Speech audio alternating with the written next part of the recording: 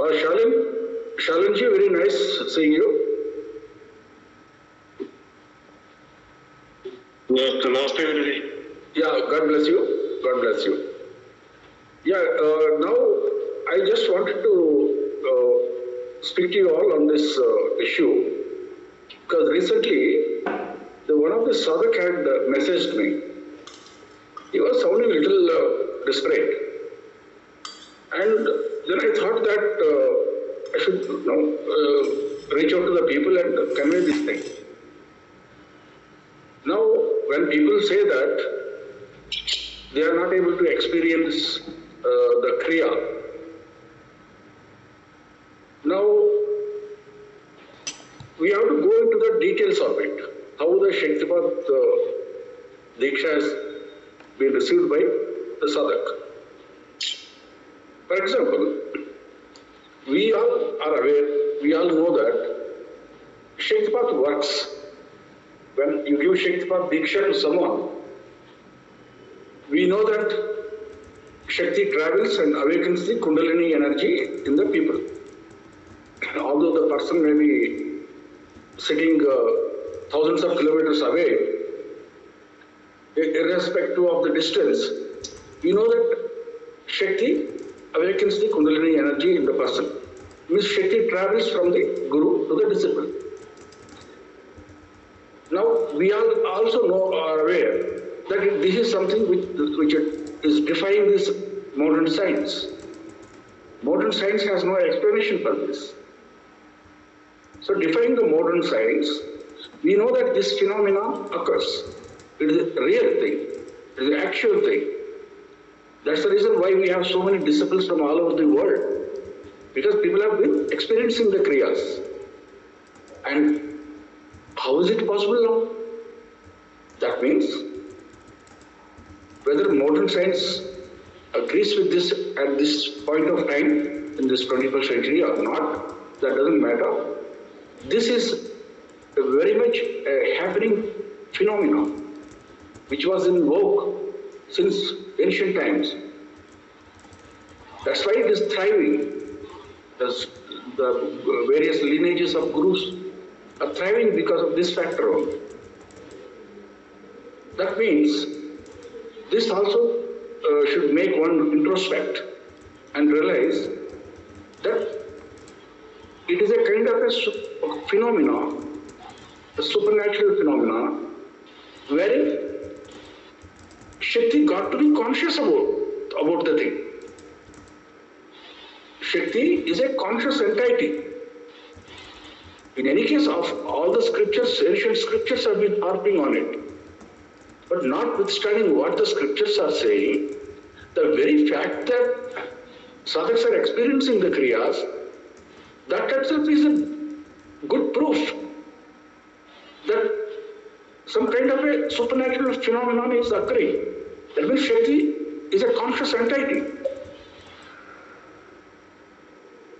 When it is a conscious entity, obviously it is all-knowing. It stands to logic, even from the earthly point of view, earthly logic point of view. It is a common sense that if something can happen, a phenomenon like Shaktipat can happen to someone who is sitting thousands of kilometers away from the Guru, who has never met the Guru, but in spite of that, just by the grace of the Guru, something is being awakened in the body. Kriyas are manifesting. It is an actual live thing which a person is experiencing it. Sometimes the kriyas are so aggressive that the person is not able to even bear the kriyas. Now, what else proof is required for anyone not to believe that Shakti works, not to believe that Shakti is just a, it has no wisdom or it is not conscious, unless, maybe probably what I understand, why the confusion is prevailing among the people, because of these modern day healing techniques which are being used. People use the pranic healing technique, And people are assuming that Kundalini awakening is also somewhat akin to that. Probably this is the reason why people are getting confused. However, Kundalini energy is supreme energy. Energy in its fundamental form, base form. Beyond the energy is only the spirit which is there. Although spirit and the energy are not different, they are both same. So if this is the case, when someone knows that Shakti is a conscious entity, how can, when we tell them to exercise surrender to Shakti, when the disciple is sitting for receiving Shaktipat, it makes sense that he needs to exercise self-surrender to this Shakti truthfully from the bottom of his heart. Because he can't fake it. The Shakti is watching it. It instantly knows what the disciple is up to. How much the degree of self-surrender is being exercised by the disciple.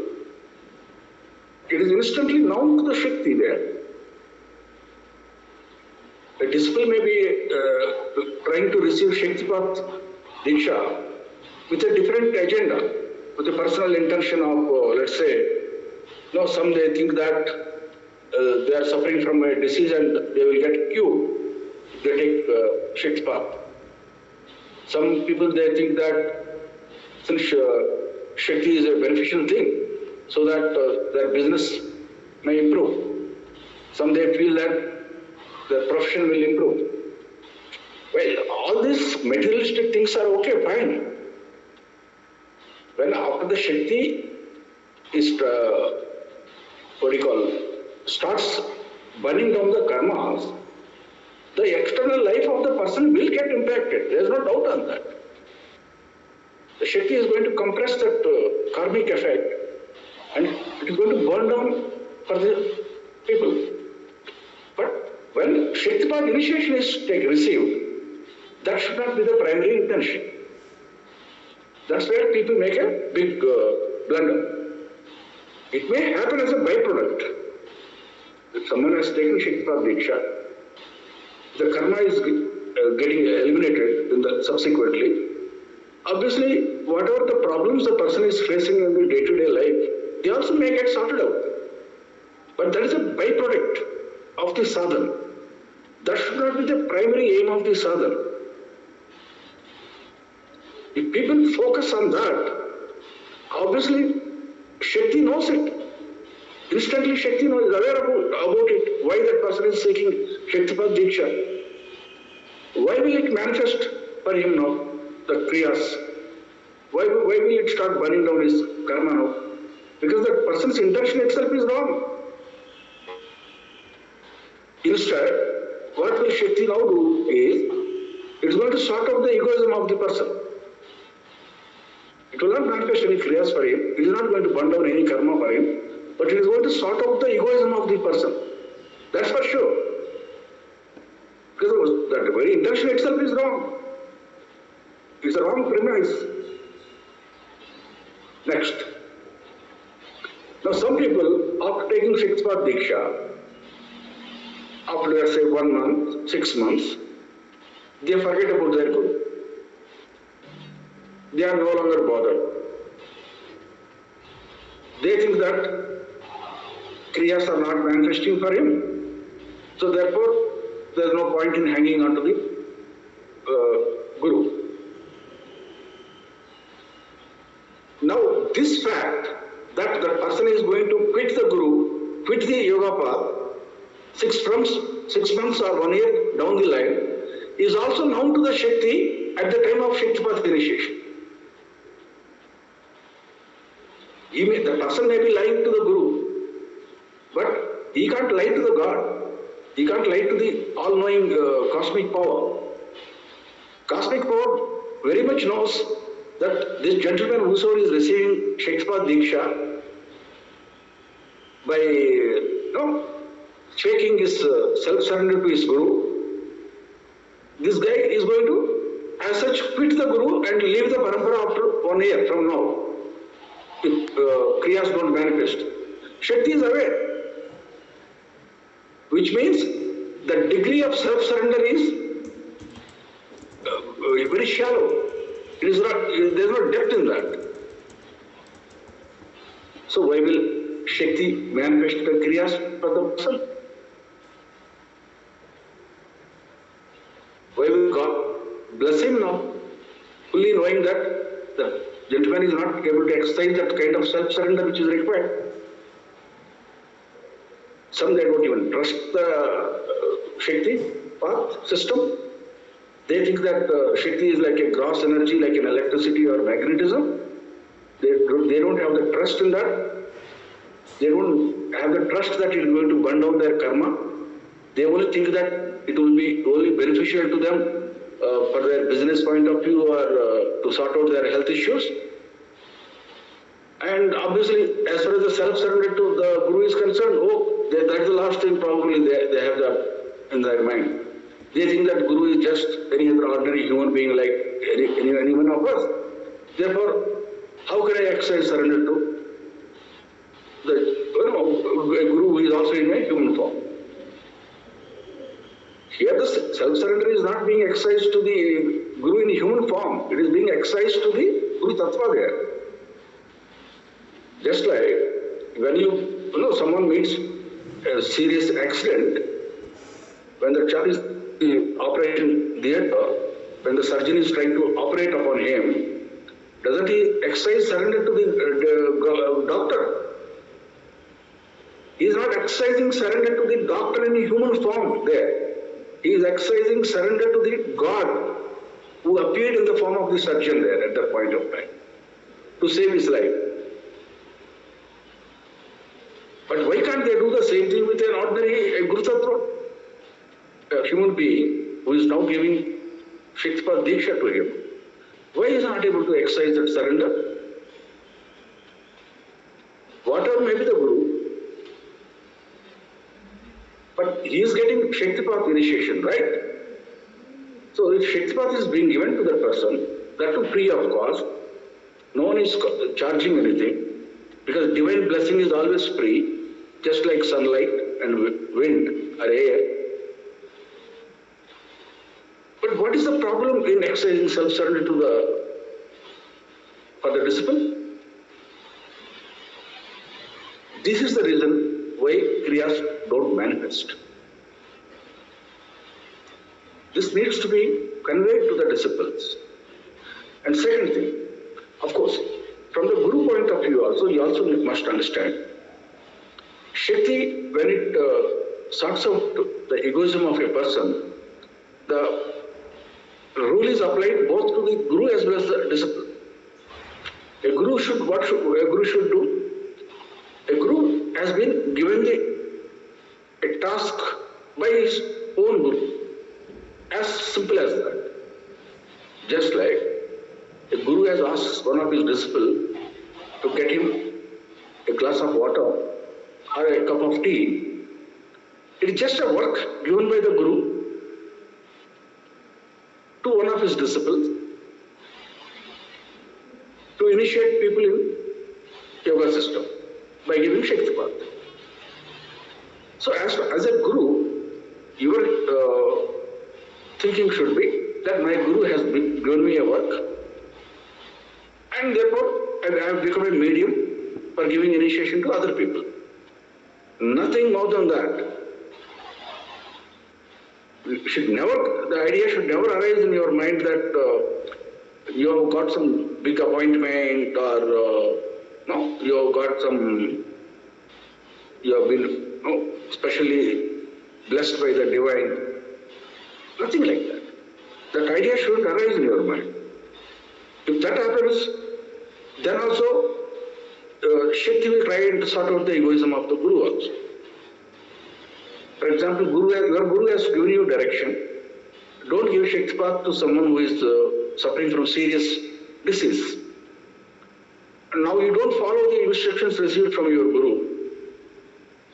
And you try to give Shaktipat to that person. Now that there will be adverse effects may manifest in that person, in the disciple, and he will not be able to control it. Or kriyas may not even manifest for that person because you are not following your guru's directions. So therefore, whether it is the guru or whether it is the disciple, during Shaktipat initiation, sincerity, trust, self-surrender, following the directions of the lineage of gurus, these are crucial things to focus on, both for the guru and also for the disciple who is receiving Shaktipat. And for disciples who are receiving the Shaktipat, the fact that after, let's say, there was a case recently, one person received Shaktipat, and the second day he vanished. First day he received Shaktipat, and as we know, as you all are aware, the person is supposed to be in contact with the Guru for at least 3 days for the entire program to be over. But the second and third day is only meant for observation, all right. But this is a chance, it is meant for a Guru, it is not meant for the disciple. Let's say I give Shaktipat to someone. Now I don't know what will happen to that sadhak on the second or third day. What if the kriyas become very violent? So I'm a little under tension, right?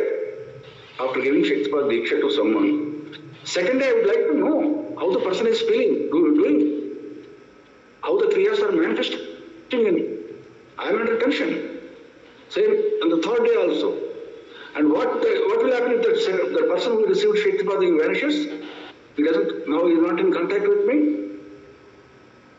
That means he has caused the tension for me, right? He has accumulated a negative karma now. This is what we call it. Now he will face the consequences later. Probably in the same life, or maybe in the future lifetime. When some people keep saying, we have been searching for a right guru, we are not able to find. Because of this negative karma they accumulated, they don't find. They must have accumulated this kind of negative karmas. They must have not have treated the guru properly, or they must have misunderstood the concept of Guru Tattva, or they must have, in all their egoistic attitude, they behaved in an improper way with their guru. Obviously, they will not get the divine blessing when they desperately seek it later on. They are going to pay a price for that. Okay, now let's come to the example of this guy. The first day he was present. Second and third day he was not present. He vanished. He is no longer in contact with the Guru. Now what does this prove? And if he says that I have taken Shaktipat Diksha but no kriyas have started manifesting for me, that means the first day when he exercised self-surrender to the Guru, it was a fake surrender. He got caught now. The very fact that the second day he vanished, it has proved that he was a liar. And Shakti also knows it instantly. In the first day itself, Shakti would have known it. That's why Shakti didn't manifest any kriyas for him.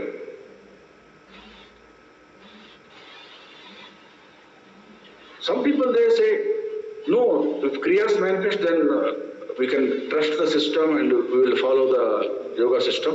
But if kriyas don't manifest, how can we pursue? Now that amounts to saying, telling God, you first show your power, then I will follow you. I will surrender to you. Why would God do that? Does it make any sense even from earthly logic? Why would God have nothing? Why should God bother about proving his powers to anyone?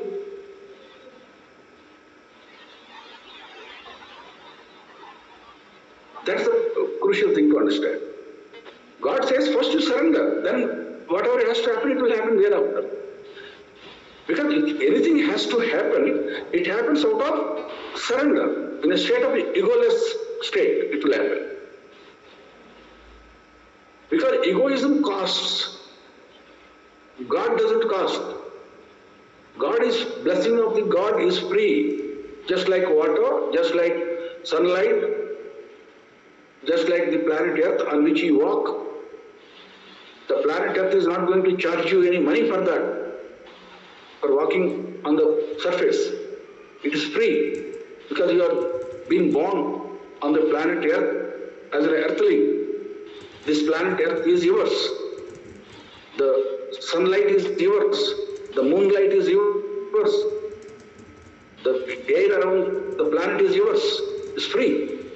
Because God has manifested you on this planet and not on some alien planet. So, if you have taken birth as a human being, you have right to all the 5 elements of the nature. You have access to them. Similarly, you also have access to the divine blessings, free of cost. Therefore, God doesn't cost. The egoism costs you. To satisfy your egoism, you know how much money you will have to spend. Or whether it is materialistically or whether it is emotionally. You have to pay a price for satisfaction of the egoism. If that be the case, now what is the problem with these human beings? It is basically foolishness. Simply it's a foolishness. They seek Diksha. Okay, voluntarily they have come to you. They have taken Diksha. You don't even know them before that. For the first time, someone had come to you to seeking Diksha. And as far as you are concerned, he is a fellow earthling living on the planet Earth. He is a fellow human being who sought access to the divine blessings. Just like he is seeking the sunlight free of cost, just like he is seeking access to the air to breathe, just like he is seeking access to the planet Earth to walk. Therefore, he is seeking access to the divine blessings. And the access to the divine blessings can only happen through someone known who is called as Guru there in the society. Just like he is seeking, if he is suffering from a disease, he is seeking access to the treatment, medical treatment, through a person known as doctor. Because God has created a doctor also in the society. Similarly, God has created a gentleman known as Guru, or a gentleman or lady for that matter, a Guru, through which you can access the divine blessings. Let me explain it in another way. I want access to the sunlight, sun rays, to fall on my skin so that I don't suffer from vitamin D deficiency. If I keep sitting in my air-conditioned room all the day like I am doing right now, how will I receive the sunlight on my skin? I may bang my head on my table, I may cry. How will the sunlight fall on my body unless I leave this room and go out into the sun? Same is the case when a person is seeking the divine blessing. There is a procedure for that. He has to exercise self-surrender to the Guru and then receive the divine blessings. He may lie to the Guru, but Shakti is watching. Shakti is all conscious. Shakti knows this guy is a liar. Why will the kriyas manifest for him?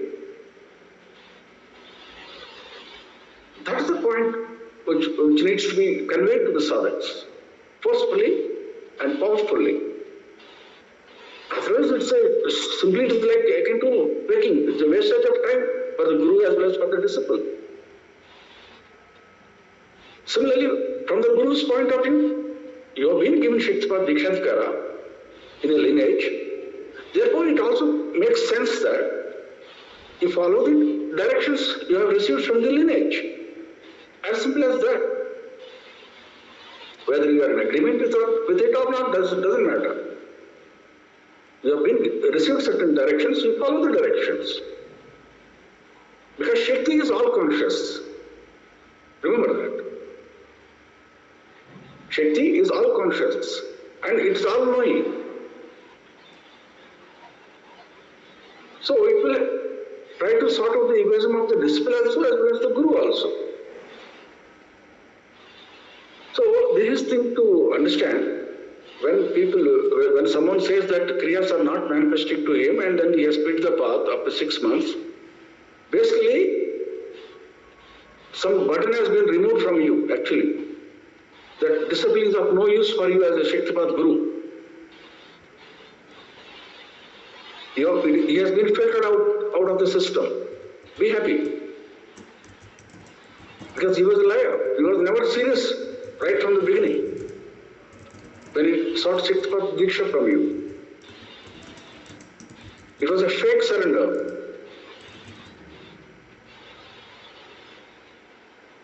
And from the point of earthly logic also, it doesn't make any sense. It is better to be an atheist rather than trying to make surrender to the divine when you are not doing it sincerely.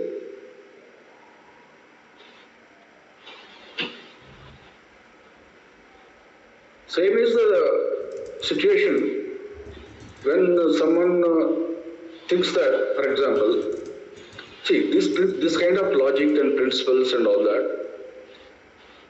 they may apply in materialistic world. In materialistic world, what happens? You put in some effort in some venture, you start seeing some results, so you get encouraged and you start putting more effort. But in spiritual sciences, especially in spiritual journey, it is the other way around. You simply seek the divine blessing. That's it.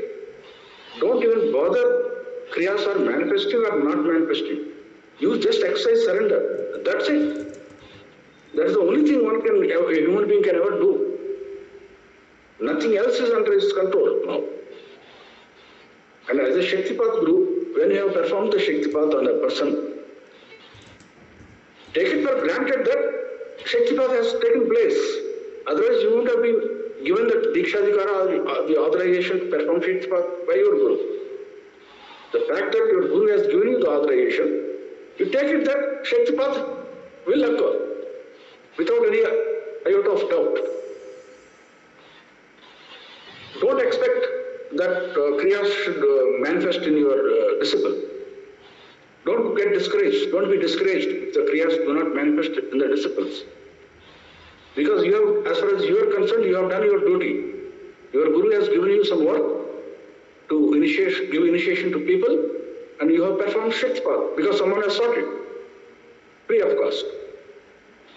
Rest, you don't have to bother whether the kriyas are manifesting in that person, whether he is getting encouraged or getting discouraged. Don't let your emotions play. Now, be calm. Just give the Shaktipat initiation and then carry on.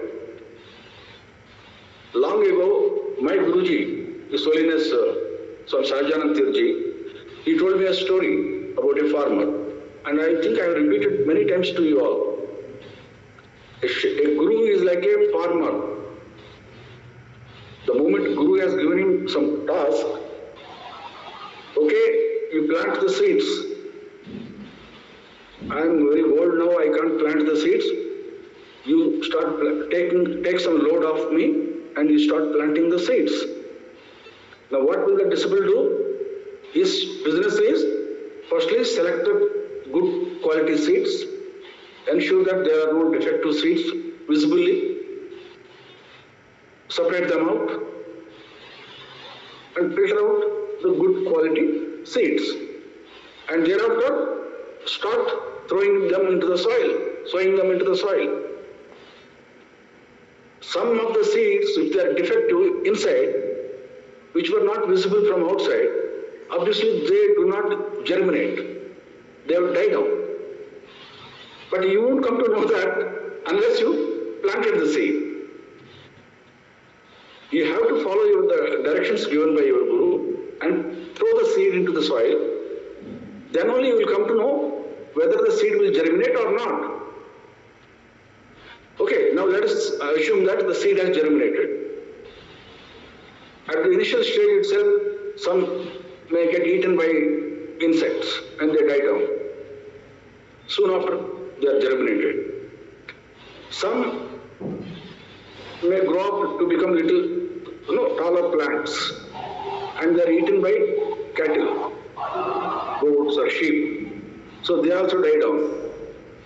There are very few which will grow up to become now trees. Even cyclones or tornadoes will not be able to damage them permanently. They may uproot them, but they will again grow up from the roots. They will grow once again, they will get resurrected from the roots.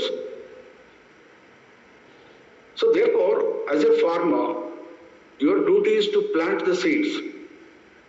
Don't bother, don't look back. Some are dying down in the soil itself, some are not even germinating. Some are dying, being eaten by the cattle. Don't bother. Because your spiritual growth doesn't come from those plants you have planted. Your spiritual growth will come by serving your Guru, by executing the work given by your Guru to you. That is the trick here. Just imagine what happened for you at the time when you received Shaktipat Diksha. Your mind was focused on your Guru and you were chanting the mantra given by your Guru. At that point of time, Shaktipat has occurred for you. Kundalini energy has been awakened in your body. Now relive that moment forever. Live through that moment forever. By focusing your mind always on the Guru and keep serving him. Because when you are in such a state of mind, the burning down of your karma will happen at an optimum level.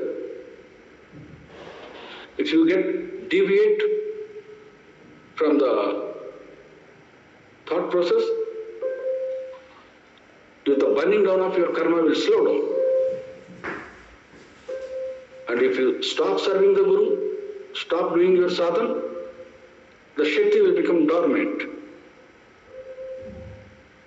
And why would any human being want to do that? I think I'm speaking to only human beings. I'm not speaking to some aliens. I'm not addressing any other race or creed. I'm only addressing the human race. So it makes a logical sense. It is logical enough, even from the earthly logic also. Why wouldn't anyone want to pursue the divine?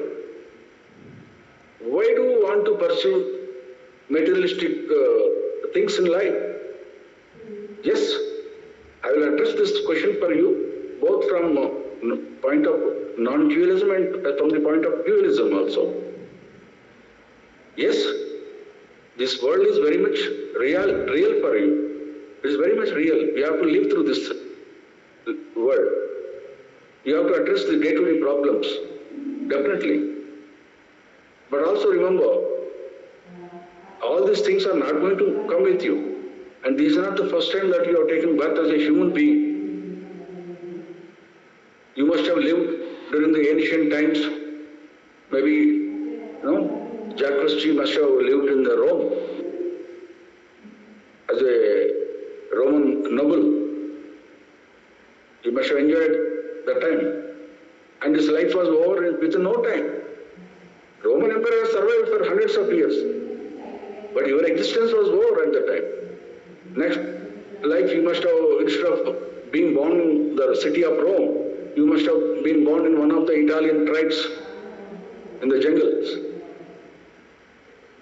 And then maybe 500 years later, you must have taken birth on the same French and Switzerland border on which you are there right now. maybe in one of the tribal societies which lived at the time. Maybe 1,000 years later, you must have been born, maybe sometime during the time of Galileo. Your life was flashing in minutes from the larger perspective.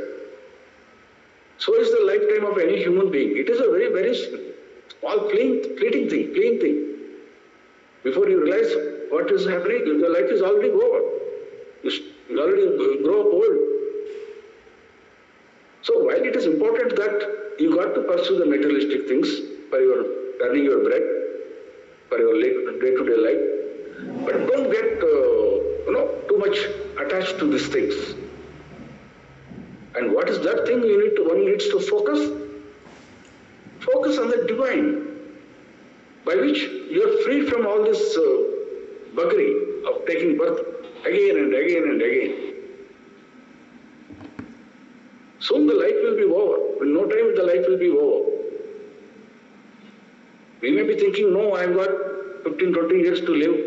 Just look back what happened for you about 15, 20 years ago. How the time would have flashed by. And same thing will happen in the days to come also. So truthfully, the only purpose for a human being, when he has taken birth as a human, is to free himself from the karma so that he doesn't have to be born as a human being now. Arey Baba, there are so many beings in this cosmos. You may not be aware. You may be thinking that you have been born on the earth and you are the only truth. Well, that is true, that you are the only truth, but then there are so many other beings living in different planes of existence. There are so many invisible planes of existence. There are beings who are thriving in different frequency bands. As a human being, the frequency band in which we exist is very, very narrow and limited. You all know that. Unless the sound is emanated at a certain frequency level, we can't even hear the sound. We can't even see with our eyes. Only in a very narrow band of electromagnetic spectrum, a human being can perceive the world around him. Whereas there are so many other beings who are existing in different planes of existence. Go there, enjoy. Why do you want to take up the human life again and again and again? Such a restricted life. If the light is emanating, the light which is being emanated is beyond a certain frequency, you can't see. You are blinded. If the sound is beyond a certain frequency, you can't hear anything. So why do you want to live in such a narrow band? What the great sweet candy is that you are experiencing here. So what makes sense is to get out of this cycle of human birth and death. Get out from the cycle of birth and death. And that is only possible by bending down the karma. It's not possible in any other way out. If that be the case, what is the problem for human beings for not pursuing yoga? That is the basic thing to be addressed. And in any case, I have already explained, Shakti is conscious, Shakti is all-knowing, instantly it knows what the disciple is seeking. If the intentions are not proper, if the thinking itself has a flaw in it, yes, kriyas will not manifest. Shakti will not manifest the kriyas for you. On the other day, someone sent me a message. He was asking me, Guruji, you keep giving diksha to so many people. Out of, let's say, 100, what is the percentage of the sadhaks who will experience kriyas. He wanted to know for his information. Then I told him, first of all, the very fact that you are asking this question, that itself proves that your self-surrender to Guru is as a flaw in it. It is none of your business whether the kriyas are manifesting or not manifesting. Your business is to seeking the divine blessings upon you. You are seeking initiation into a system, yoga system. Thereafter, it is none of your business what happens after that. The problem with people is they think that yoga practice is like, doing some physical exercise. That you go to a gymnasium, you pick up some weight and do some physical exercises, and you build up your muscles and all that. People are thinking that yoga's path is also like that. That's the fundamental flaw in this. Yoga doesn't start for a person unless the Shakti is awakened. Even in practices like Hatha Yoga or Ashtanga Yoga, it is only the initial stages that they undertake a lot of physical measures. They have to practice various asana, that is postures. They may have to undertake practicing a lot of breathing exercises, that is pranayama. All these are only preparatory steps for preparing the body. But at some stage, Shakti has to be awakened. The yoga begins from that point. Without the Shakti being awakened, a person may perform beautiful postures, yoga asanas. He may get a good, healthy body. But no moksha for him, because the karma is intact. So therefore, for the spiritual growth of any person, it is the karma which has to be eliminated. And for that purpose, the blessing is required through the medium of a guru. It's not the guru who is giving the blessing. He is actually seeking the divine blessing for himself. He is seeking it from God only. For example, if someone is a Christian, he actually is seeking the blessing from Jesus only. Similarly, if someone is practicing Islam, he is seeking that blessing from Prophet only. Same is the case with the other religions. Guru is only just a medium there. He just happened to be a medium. Just like you meet with an accident, you pray to God, God save me. And there appears God. He will not appear physically in front of you. He will arrange for an ambulance to be rushed to you. He will arrange for accident, the body which has suffered the injuries. He will arrange for it to be rushed through a nearest hospital. He will arrange for a surgeon, and he will arrange for your treatment. So all that is being manifested for you is God only there. Same is the case with the spiritual path also. So this is the fundamental thing for why people miss this opportunity, and they realize that kriyas are not manifesting for them and they lose heart. All this because of this only. Because of this egoistic attitude. Actually, they are being vindicated. They are being proven that there was no enough sincerity in their heart in the beginning when they approached a group. Just example I gave you, that example of a married couple on the other day in one of my videos. Then husband and wife, they both are taking the oath or the vows that they are not going to leave each other in front of the altar of the God when they go to the church or a temple. And 1 year later, they end up with a divorce. And what does it prove? They were only faking their oath there. They were never serious. They may say that, no, we were very sincere and all that. But they were only simply faking their surrender to the God divine. And since God knows instantly that 1 year down the line their marriage is doomed, why would God going to bless them with any special power now? He will simply allow the destiny to play out.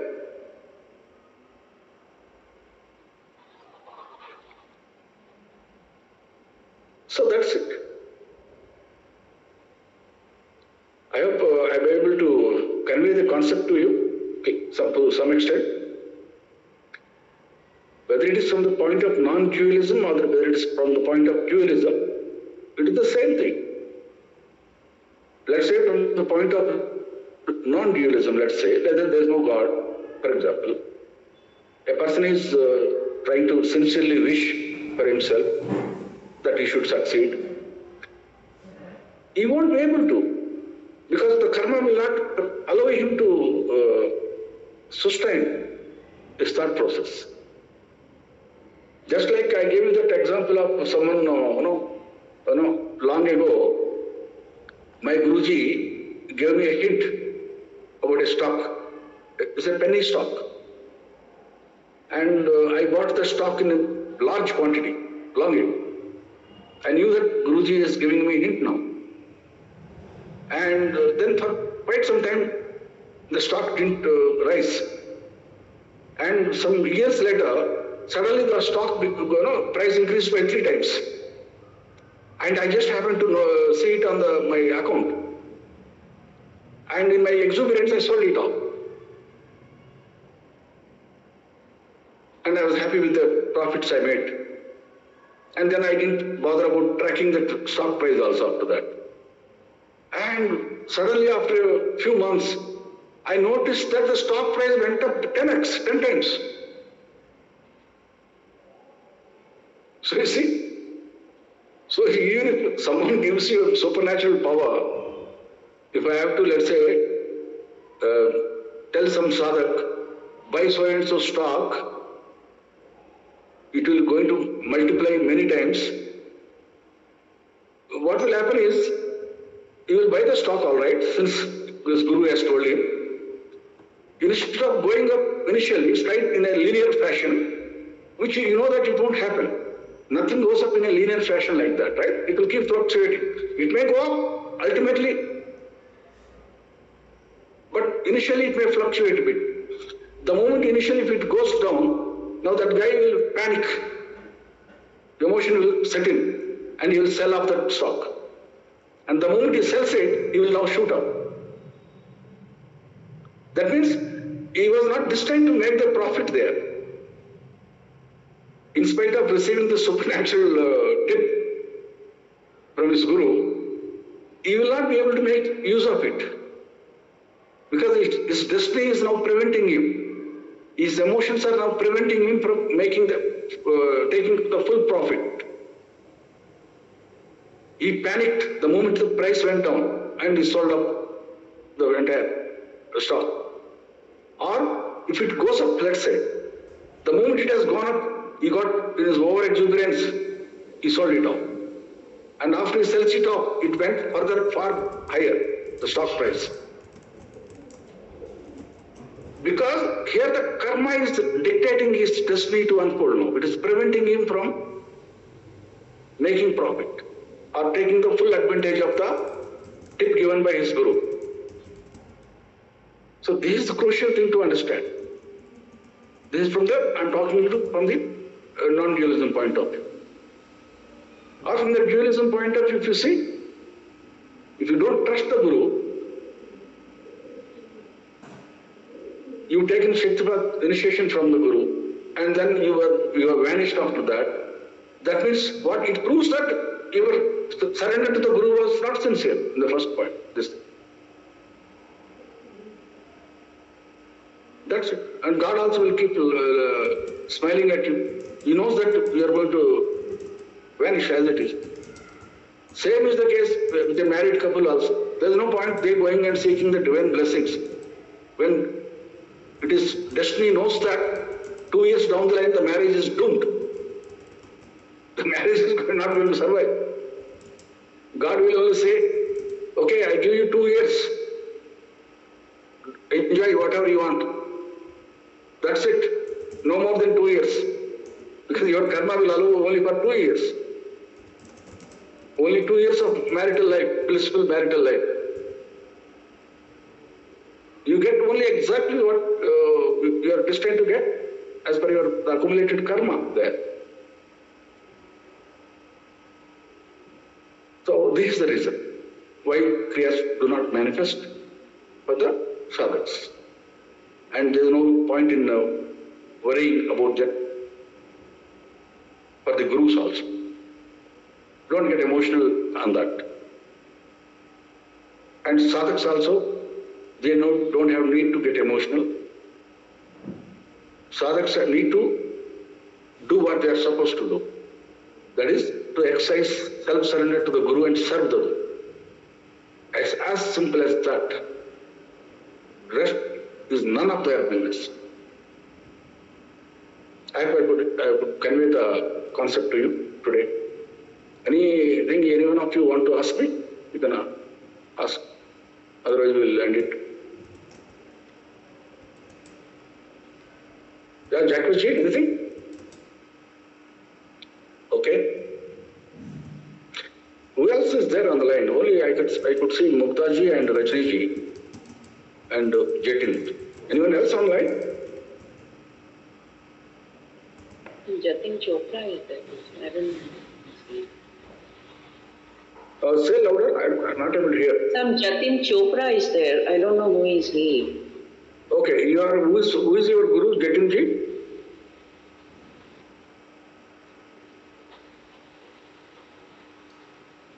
Jatin is, I think, not present on audio, I think. Okay, then that's all from my side. Let's call meeting. Call it off. Muktaji? Challenge fish. Could you record it today? Yes, I have. I'll share it. Yeah, if you could record it, then you can share the video to us. On my Google Gmail Drive also. You should, best is upload it on your Google Drive, and then share the link so that we can download. I think I'll share it on chat because my Google Drive is very full, so I may not have space. But Okay. I'll share it on WhatsApp. Then how will you be able to share it? On File must have been large. WhatsApp. WhatsApp will you be able to share it? I will try. Yeah, try whichever way you can share it. You try. Sure. Find some way out. Okay then. God bless you all.